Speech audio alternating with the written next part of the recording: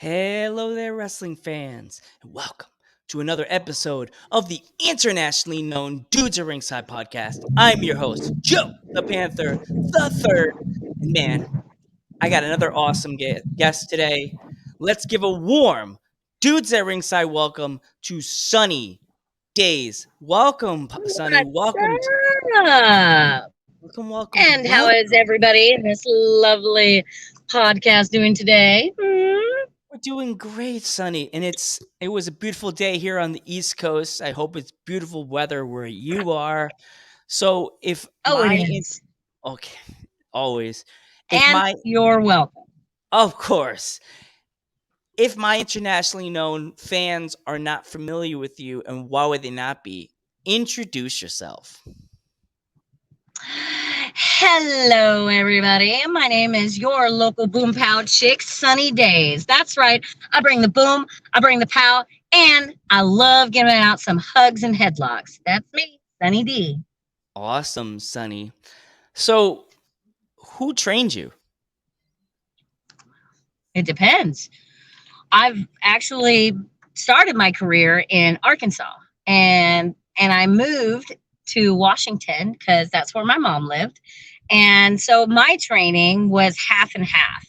I got half trained in Arkansas, moved up to Washington, went back to school, and got fully trained. From there, every year afterwards, I decided that I was going to treat myself with 5 seminars every year. And so I did. And I've been doing that for over 15 years. Wow, 15 years. So, what was your energy like? Let's go back, Sunny, when it was like when you first started your training. What was your energy like at your what were you thinking through your mind at your first practice, your first training, day of training? All right.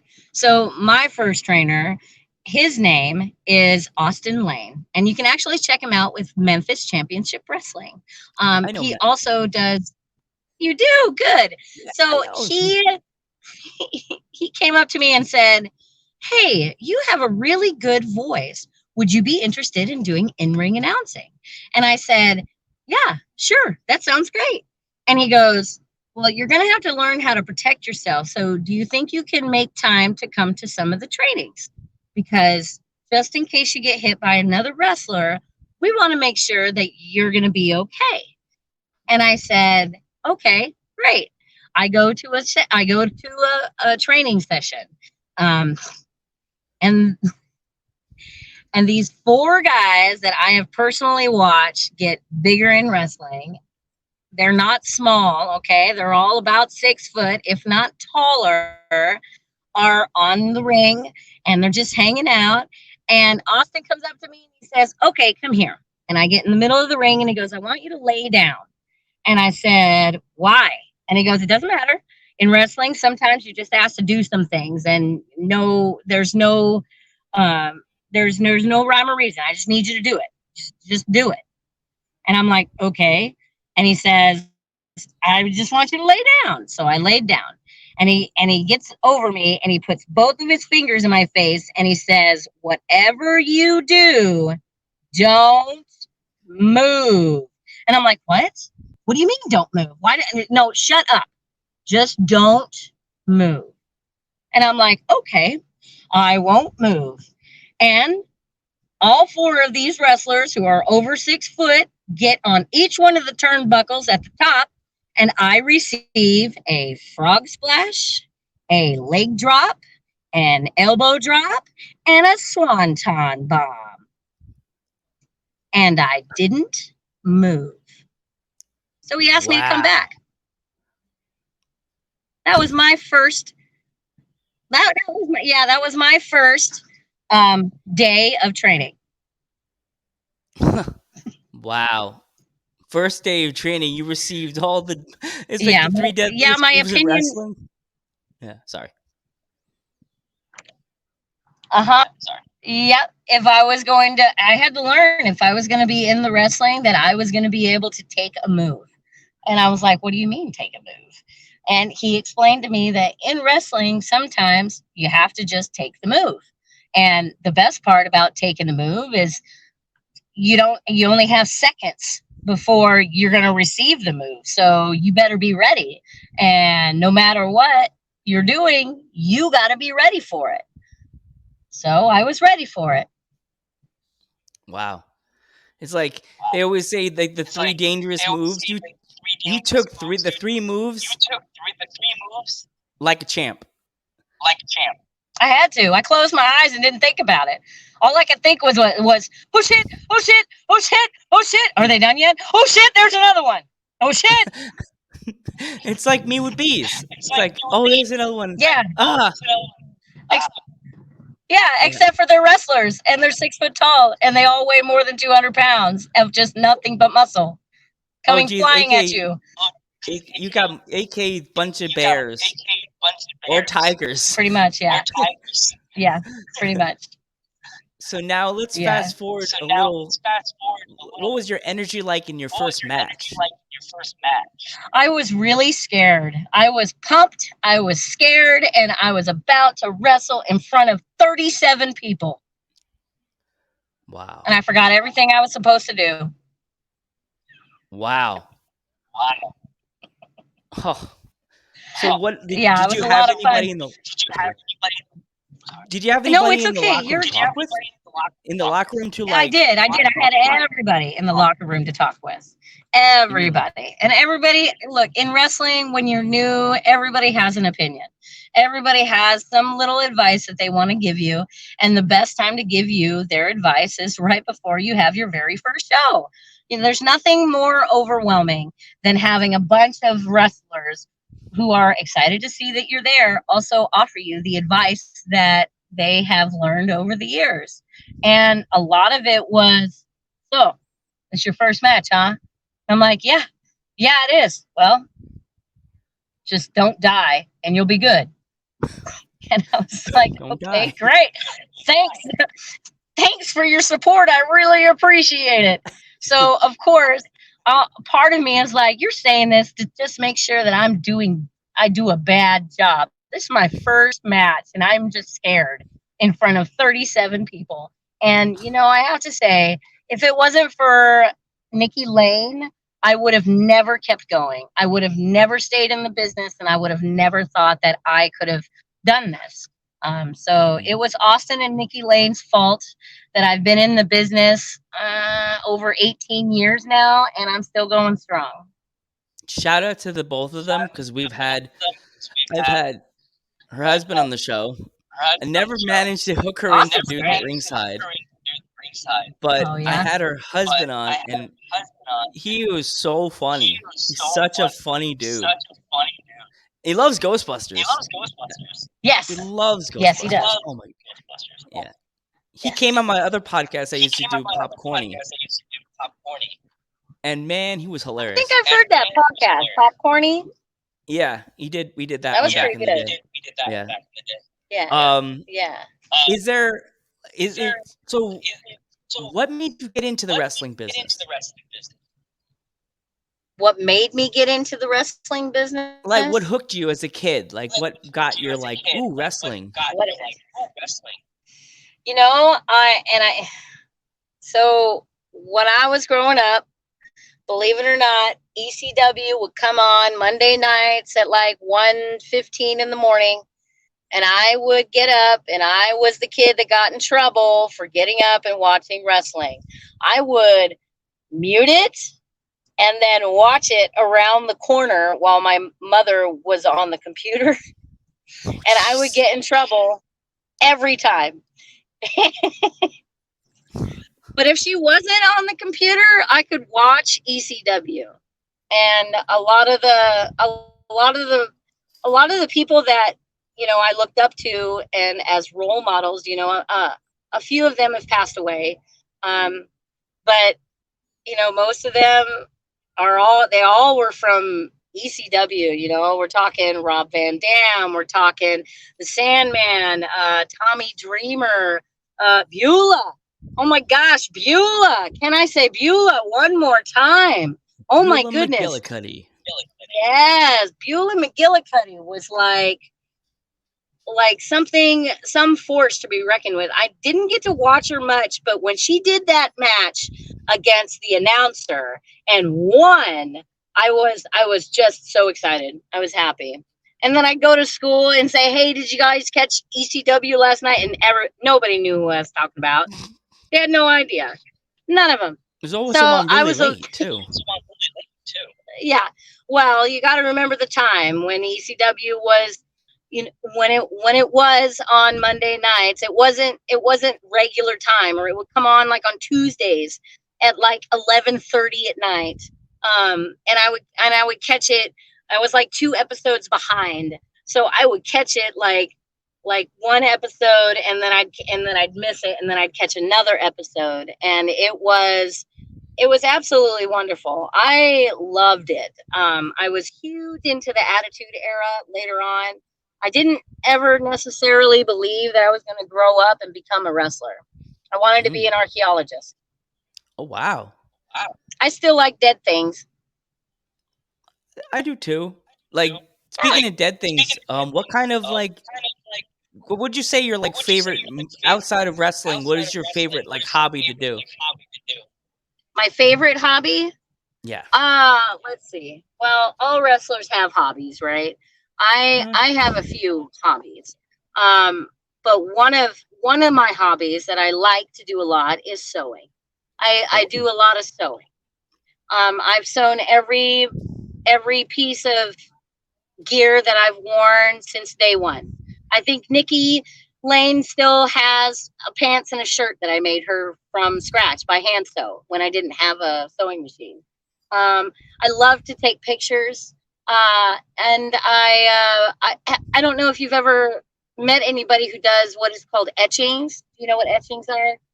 that's like designing on clothing, right? Well, kind of. Etchings is where you take a piece of just regular trace paper and you take chalk and you go to the cemeteries and you Oh take yeah, the yeah, I very know what that old is. tombstones that you can't really read, and you put the piece of paper over it, and you take the chalk over it to see what it is. So now that's pretty fun. Yeah, So yeah, I like dead things. yeah. Like I I'm like a fan of like old school movies. Like I'm a big fan of Ghostbusters. I'm a big fan of like Night of the Me Living Dead. too. Yeah. Oh my Like gosh. it Did was you so ever watch the sad. Evil Dead series? You know what? I never. I'm gonna have to start watching because there was that movie that came out recently, Yeah.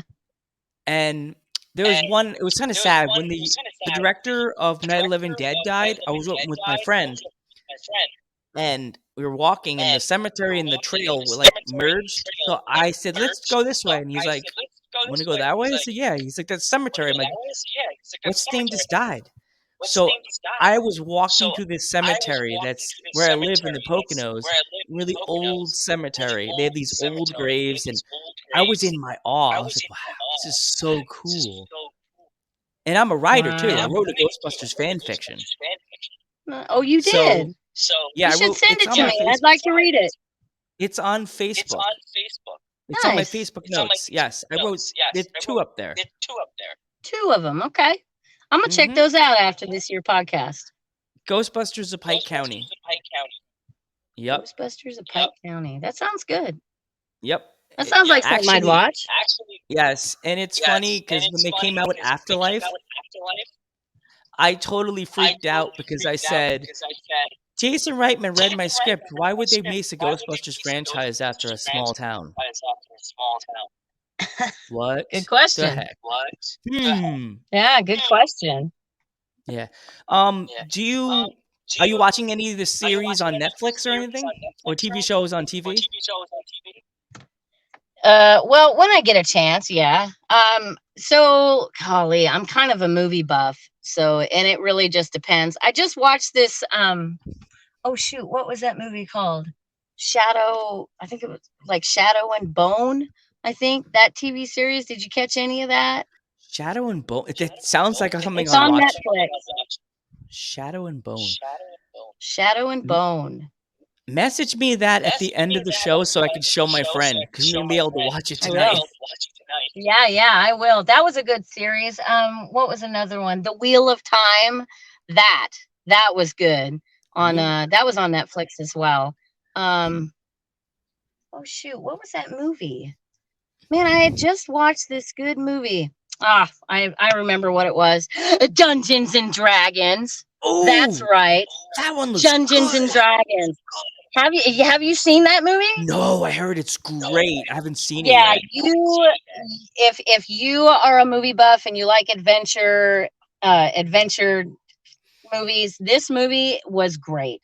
Dungeons and Dragons was absolutely amazing. Oh, Oh also shoot. on Facebook, my other story is up there too. But my vigilante story Yeah. I wrote. Oh, vigilante, huh? I have Well, had I got I one for you. okay. I got one for you. It's on YouTube though. It's Okay. under the Phoenix Rising Productions, and it's called The Comic Strip. Okay. I play a stand-up comedian by the name of Teddy. You play the character? I play the character. Oh wow. I play Teddy in the comic strip. My name is Wow. Teddy Fuqua. Teddy So you Fuqua. should check Okay. that out. I'll definitely watch Yeah. that. Yes. So Yeah, if you could go ahead. oh sorry. No, I'm Well, sorry. I was finish what cutting you're you. saying and then I'll spit out my question. Well, on the upcoming note, I'm actually going to be part of this promotion that's doing fantasy fights out of Woodby Island. So that'll be a lot of fun. I know Bishop's going to be on there, and a couple of my friends. Jerry Bishop is also going to be on there, and a couple of other ones. I don't know the schematics, but when I was reading the script, I did realize that there will be an in-ring match between Hillary Clinton and guess. Come on, you Wow. got to guess.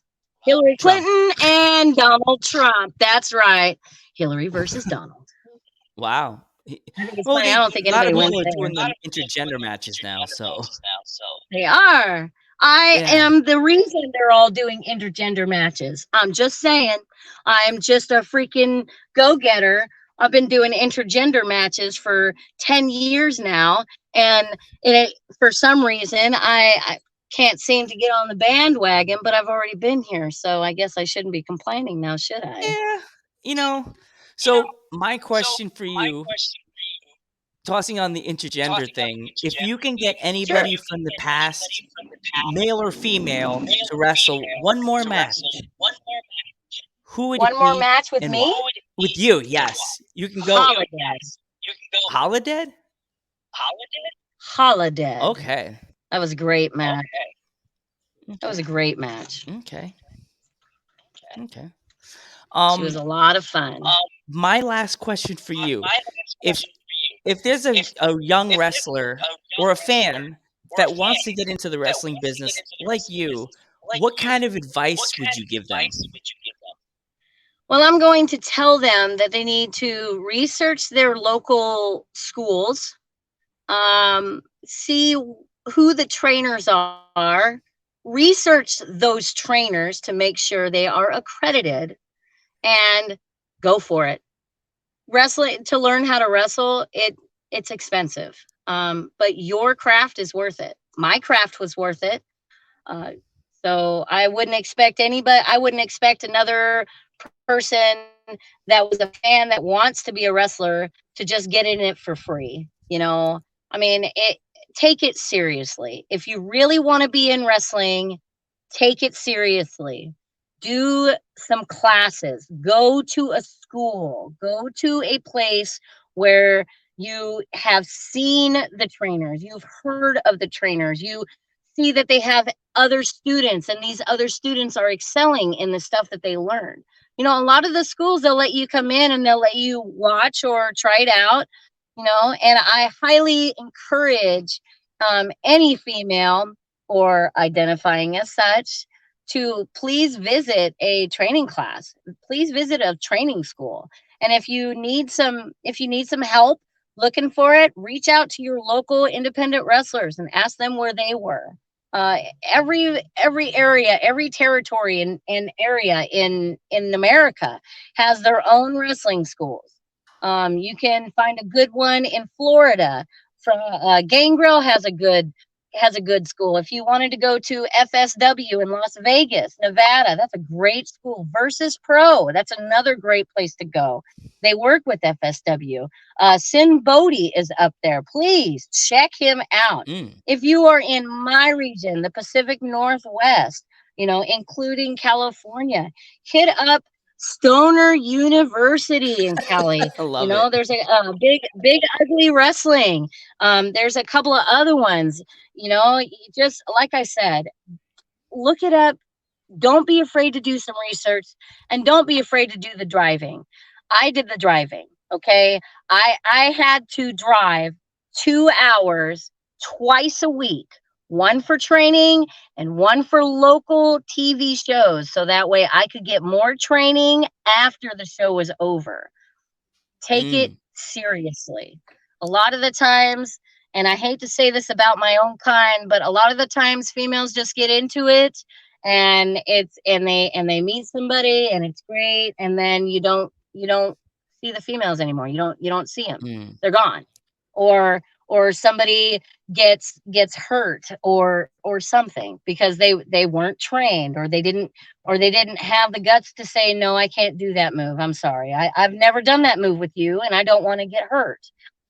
Mm. Stand up That's for true. yourself. Yeah, It is. that's It's totally very true. true, especially for women.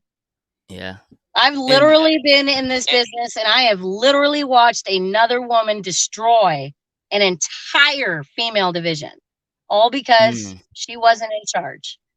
wow. And yeah, and I lived through it because I know the warning signs. I know what I'm Mm. looking for. I had great trainers who not only taught me what taking a bump is, but what I'm supposed to do to stay professional, what I'm supposed to do to keep this business, which is me as the wrestler, in tune with the rest of the world.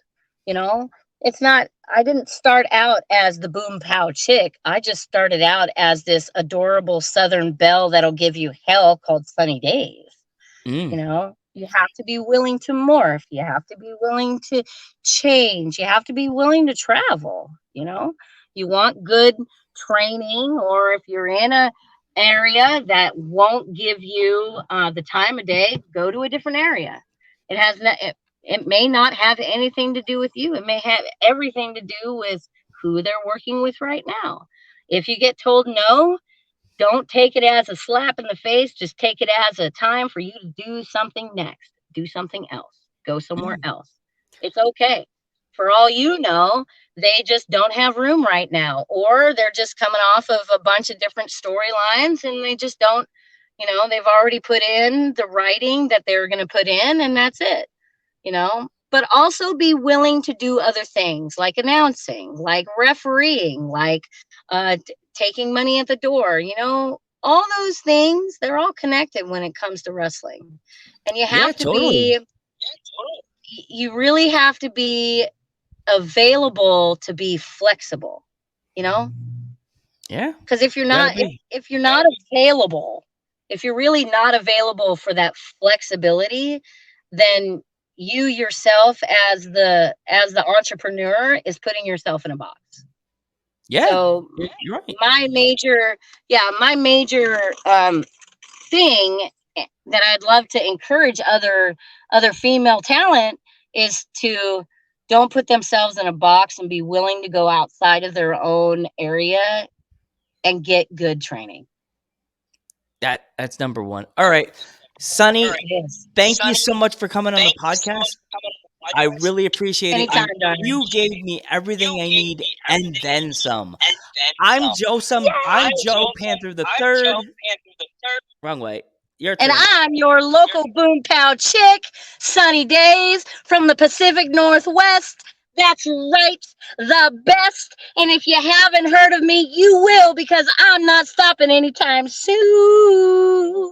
And we will catch you in the next one.